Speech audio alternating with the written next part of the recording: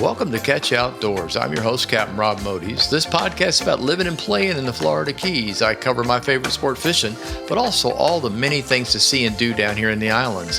Thank you so much for tuning in, and now it's time to kick back and relax with me in the Keys.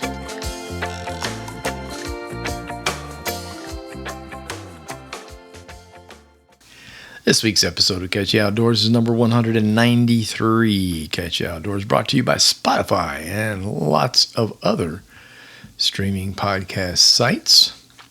This week's title is Caught Some Fish. How about that? Plain and simple. Howdy, I'm recording this on Wednesday. Back to the fishing in the back country in just a little bit. We'll get to that shortly.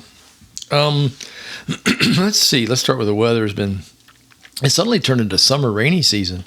I'm not talking like flood rains like we had a couple of weeks ago. That was nuts, or a week and a half ago, I guess now. I'd say it's about time for the change, to be honest with you. What we're having now is morning rain, afternoon sunshine, and then back to rain in the late afternoon or even into the evening. So that's pretty normal. Now, what it'll do is it'll dry out for a whole day, and then all of a sudden we'll get whacked. Today we have in our area, it says 60% chance of rain this afternoon. I believe it. I was just out and about, and on the way home from Key Largo, the sky is like got those beautiful billowy cumulus clouds that are going to turn into thunderheads. I know just by looking at them. But that's on its way, and that starts to bring in the thunder and the lightning and all the fun stuff. But we're used to that. That's what happens this time of year. But yeah, it looks like summer outside. It certainly feels like summer too. Full moon is today, the 11th. So that'll hang in there. We'll get good moving water now for the next week, next 6 days or so. So that'll be nice. Tide is what I call summer normal now, which means we don't get the big negative lows. That's pretty much over with until next fall. And right now, let's see, what do we got? I'm going to look at this chart. We got highs in the late morning. That's like 10 o'clock to 10:30 or so. This is for the next 5 or 6 days. The lows in the late afternoon, and then another high before midnight. Again, our tide's here about every 6 hours. We don't have to play around much with the math, unless you're going to go away from Islamorada and go north up into the Gulf of Mexico and go up toward Flamingo and up toward the Point, places like that. Then you're going to have to do some math. And in the case of Flamingo, tides are usually opposite. I think I mentioned this before. We have a low now, it'll be high there. So I mean, almost exactly opposite. So be aware of that. Winds are out of the southeast for the rest of the week. It's going to be breezy. We're going to get some breeze, but it's not going to be ridiculous. Just kind of play it by ear. I do want to get back out there. My daughter is coming today. As a matter of fact, I just got a text. I'm recording this at noon, and she has landed in Fort Lauderdale, so she'll be driving down. Yay. Also, happy Father's Day on Sunday to all the dads out there. Guess what? Yeah, Saturday and Sunday, the 14th and 15th, are free freshwater fishing days. That's for both residents and non-residents throughout Florida. That's pretty amazing. Not much for the Keys. We don't get involved in that one too much because we don't have a whole lot of fresh water, if any, to fish in. But if you're going to go up a little north of us into the canals of Miami, Fort Lauderdale, and then, of course, over to Lake Okeechobee, that's a pretty good deal. If you want to get dad out there on the water with mama and kids and things like that and do a group fishing trip, you can do it without having to bother with fishing licenses. Keep in mind, however, that all current rules and regulations apply. So catches and sizes and all that stuff. Let's see. I mentioned this last week. Pandora Music has added all my songs and my podcast. But self-promotion never hurts. So there. If you have the Pandora app for streaming music, just search my name and they should pop right up. I'm pretty happy about that. I love the way that you can also build radio stations. I'm going to work on doing that as well. And on the same subject, that's what I was out doing. I spent this morning in the recording studio up in Key Largo with Billy Davidson. We're working on the last 2 songs that'll be part of my bucket list album. This will this will take some time and work. The album will. Don't expect anything until probably sometime this winter. But we wanted to get those last 2 songs done, get them released, and I think that'll probably happen within. I've learned not to say this, but what the heck? What is this? This is June. Billy goes away for the month of July. He goes up with his friends in New York and across that area, and they play music at all their old favorite haunts and stuff where all those guys met. And then he'll be back. So probably going to be a late July or maybe even August. It could happen sooner. You never know. But we currently are working on them, and we currently are getting them recorded. So yay. That's a yay for me. And I hope you like them. I think both of them are pretty interesting songs. Let's see what else. Oh, Janelle and I attended the pre-opening of the new Reef Ocean Exploration Center located in Key Largo. This place is fantastic. It's much more than a Save the Reef kind of location. This is more about, it's a complete learning center with exhibits for both the young and the old. I really enjoyed the brand new modern look. They made the whole inside of this building look like you're underwater, which is really very cool. There's a giant reef right in the middle of the entrance when you come in with, they let it be known, I think there were 50 fish on there. And the object, of course, is to take a piece of paper and identify them. But the thing looks real. I will post pictures out on my Facebook follow-up when I put some pictures out for the podcast. I'll be sure to include a couple. You're going to be stunned at how, there'll be a few in there I bet you'll think are real. You're really underwater. And then the whole area is done in blues and greens, like our ocean looks here. And they've also added some lights up in the ceiling that are those slow rotating blues and greens. So you get this feeling that you are underwater. And then on the steps going up to the Learning Center upstairs, there's meeting rooms and all kinds of stuff on the second floor. They have put virtually every grouper species known to man up the stairs above your head. And I thought that was really cool.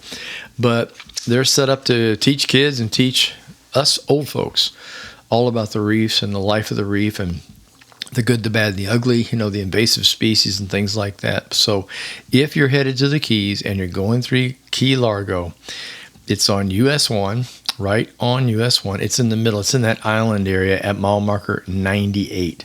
It's on that piece of land in between the northbound and the southbound lanes at mile marker 88. If you're riding with kids, stop. Go in there and take a look. I know the kids will love it. Let's see, I made a run back up to southern Miami, do a little shopping at IKEA on Monday. Been there? No? Probably should go. It's an adventure. My normal day on my watch for steps is around 5,000 steps. It's putzing around the house and walking the neighborhood and maybe walking up to the store and back. Nothing serious. I hit 7,174 on Monday, 7,174 on Monday, and 1,775 of that occurred at IKEA. I also think I got 1, 2, 3. I think I have 4 stairs too. I don't really look at that stuff very often, to tell you the truth. It just tells me that, even though I don't want to know. But IKEA is gigantic. If you've never been in it, please take a visit.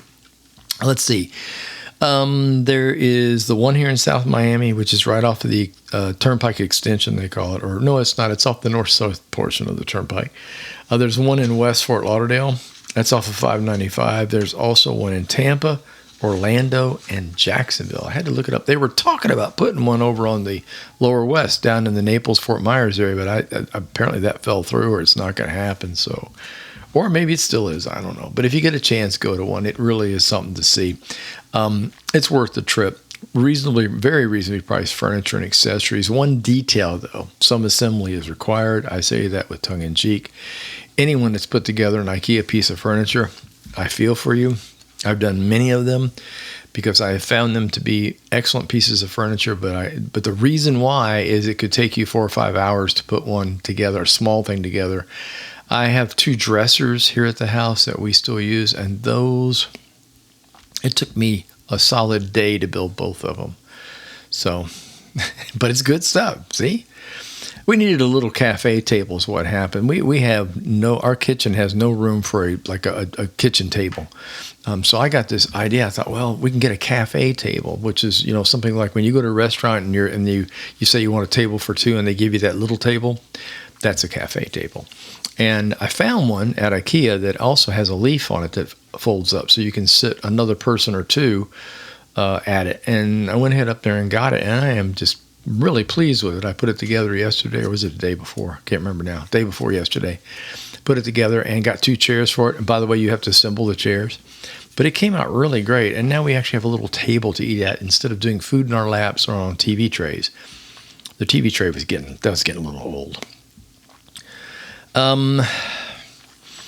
Anyway, if you're going to go, put on comfortable shoes, take your time, a lot to see, and bring lots of money. The decision for the table happened because my daughter's coming. And we were sitting there going, okay, now what are we going to do? We all can't sit on the floor and chow. So, and it's bad enough she can't stay here. She got to stay in a little motel down the road, which I think is going to be pretty cool for her especially, because she's going to be right next to the Lorelei.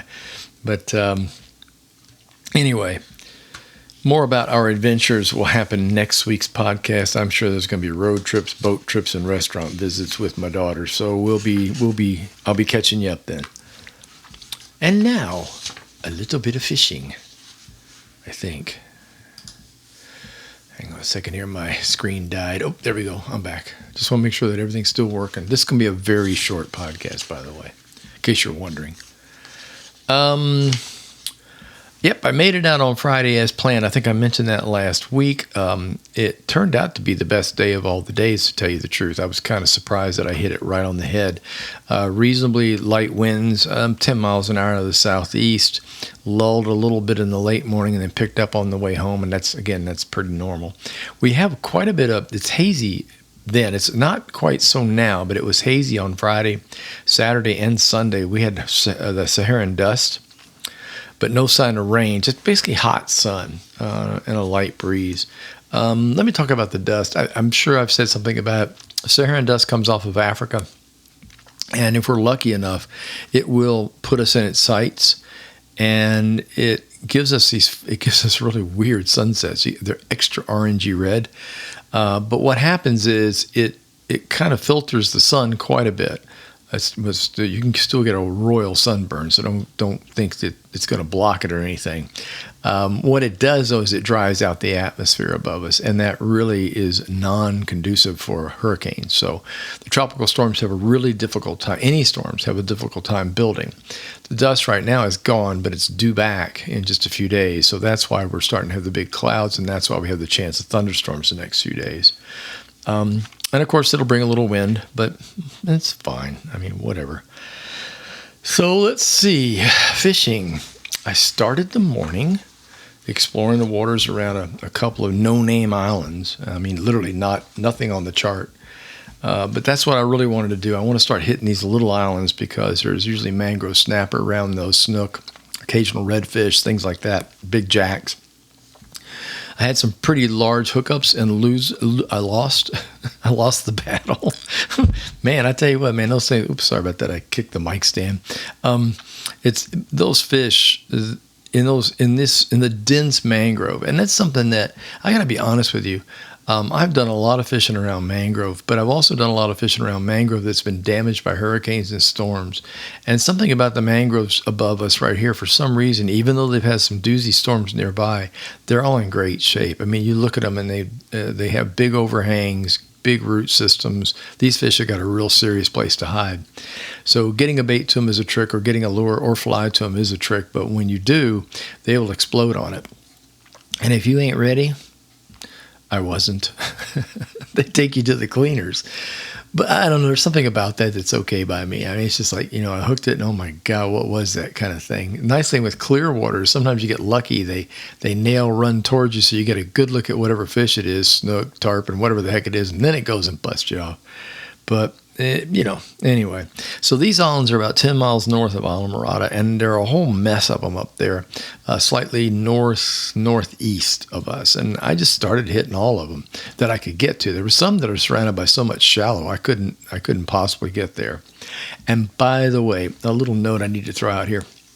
You are not allowed to wade in the Everglades National Park, of which once you go past the Intercoastal Waterway along the Florida Keys Islands all the way out to just past us, as you start to get out toward Grassy Key, I guess, down there, you're in the Gulf of Mexico, so you're no longer in the park. You're good to go there. But in our area, especially north of Islamorada, you cannot get out of the boat. So no, you can't wade the sandbars, and no, you can't walk around mangrove edges, and they will stop you and let you know. I have a friend that did that. I won't mention names, but you shouldn't do that. A lot of people don't know it, so there you go. I went up and did several little islands. I got some nice mangrove snapper. I got a limit of mangrove snapper, actually. I went back over to visit the airplane crash site that I've been to that I mentioned a few weeks ago. And the water was a little chalkier in that area because we had all that rain. We had 7, 8, 9, 10 inches of rain. But it was still, it was visible. It was easy to find. And I got, oh my gosh, I burned a ton of bait over that spot. I just had fun with it. I pretty much released everything there. I did a little study. I told you guys I was gonna keep things. I was gonna kind of do a little scientific thing with live shrimp versus frozen. Mangrove snapper don't seem to care. They'll hit no matter what you do. What does work and what matters is there are more catches on the live because it stays on the hook. So don't think that it's like the better way to go. It just stays on the hook better. When you're playing around with these fish, especially snapper, they'll snatch something off in a blink of an eye. So you have to be aware of that. But I did get a limit, and I brought them home, cleaned them up, and then I cooked fresh snapper 2 days later. Let me give you this is my quick, easy indoor recipe because I wasn't sure what the weather was going to do outside when I did this. Baking pan, your standard, what is it, about a 9x7, 9x6, whatever. Line it with foil. Put the fillets in, dry them a little bit, pat them dry. Some butter on each one, a little squeezed lemon juice on each one. Then Chef Paul Seafood Magic, that's my secret. Great stuff, but go real light on that. Don't go crazy liberal all over them. It'll kill the taste. So this is just an enhancer is all it really is. Bake it in the oven for about 8 to 10 minutes on 350. And then flip it underneath the broiler for about 4, maybe 5 minutes. Broiler's usually 550 degrees, something like that. Keep an eye on it. Serve. There will be no leftovers. You can squirt a little lemon on it as you serve it. But that's my easy, simple fish recipe for the home when I can't grill or I don't feel like grilling. So anyway, I mentioned the bit with the frozen and the shrimp and the live shrimp. The live did better, as I figured it would because it stayed on the hook, as I mentioned. The live also gives you more than one strike. The other stuff is soft enough, not able to fall off the hook, but man, they'll generally win if they hit it and it surprises you or they spit the hook. Now, I use circle hooks. I use 15-pound braid. I use 20-pound fluoro. And then a number 1 or 1/0 circle hook. So in other words, really, really small circles. And a medium-sized split shot. I guess, those are numbered, so let's just call it a number. Number 1 is big, all right? So let's just call it a number 3 or number 4. Just enough to sink the bait, and especially with live shrimp, to pull it down a little bit so they're not flipping around trying to get back to the surface. And put that about 6 inches above the bait. The biggest advice I can give you with circle hooks is let them eat, and then reel without setting the hook. I know that's hard. That's hard for older anglers like me, that's for sure. If you have been setting hooks all your life and you suddenly encounter a circle hook, it becomes it's just a pain in the butt is what it is. And by the way, they require this on reefs. You have to use circle hooks on the reefs. So as soon as you start to feel the tension come on, you basically just gently pick the tip of the rod up and reel. It's pretty much, and you'll get them almost every time. But you also need to use a smaller hook. You can't use like a 2-3 hook. At least I'm not able to. Most of the time they'll get the bait and the hook comes back at you. But with the smaller hook, they're able to get that in their mouth the first time they chomp, and that gives you a chance to hook up with them. And that's true for a lot of fish, but snappers' mouths are big enough to grab a big old chunk of bait. The problem is they got all these teeth, and they literally do their name. They snap at it, and the smaller circle hooks work great. Man, I remember when circle hooks were introduced. That was, I was guiding. It's going to be 20 years ago now when they really started to hit. And I remember how people are like, I don't like those things. I don't want to fish with them. And now everybody uses them. You just have to learn. It's not like the old strikes. I've seen the videos of the person that, okay, they feel a bite, they lean forward, they crank up a little extra slack, and then they come back like a madman on the thing. Just, like blam, I had broken rod tips several times. And what that was caused by was a massive hook set, but it was caused by them hooking something on the bottom. It wasn't a fish. Or the drag's too tight. That happens too. But they'll whack it so hard, it's just the whole tip breaks off. And you're like, oh man. And then once you get control of the rod and we start playing with it, we realize that it's actually hooked on the bottom. It's not a fish. How embarrassing. So anyway, there you go. There's your tip. The live does work better than the frozen shrimp. Frozen shrimp's a lot cheaper, and I particularly look for certain brand. I can't remember the name on the package now, but here in Florida, it's got a green label on it, and it's the only one I know of that comes that way. And it's, dang, I kicked that mic again. I'm so sorry. That's not thunder. It's really interesting that some of the frozen shrimp you get is really, really good. It looks like it came right out of the live well kind of thing, and they froze it, and that's what I'm looking for. And you can tell by looking at the package whether it's like that or not. If it's real pink and strange looking, it's probably not going to be that great. But I also like the frozen shrimp for chum. So when I go into an area that looks really good, or I see snapper moving around, there's nothing wrong if you have live shrimp to also take the frozen, break it into pieces, and throw it into the mangrove roots. So that'll help a bunch with getting their attention. Let's see. Coming to the Keys for vacation, a break, or just a simple getaway? Come on down. Now's the time. For some reason, June and July are fairly quiet down this way. I'm not sure what's going on. And the rates, of course, are lower for rooms and resorts. There's no question about that. A lot of them right now are doing 2 nights, 3 nights, get 1 free. Some are doing 5 and you get 2. It's really pretty crazy what they're doing. So you are getting not only a summer rate, but you're also sometimes getting a free night or 2, depending how long you stay. Traffic is manageable. Finally, for a while.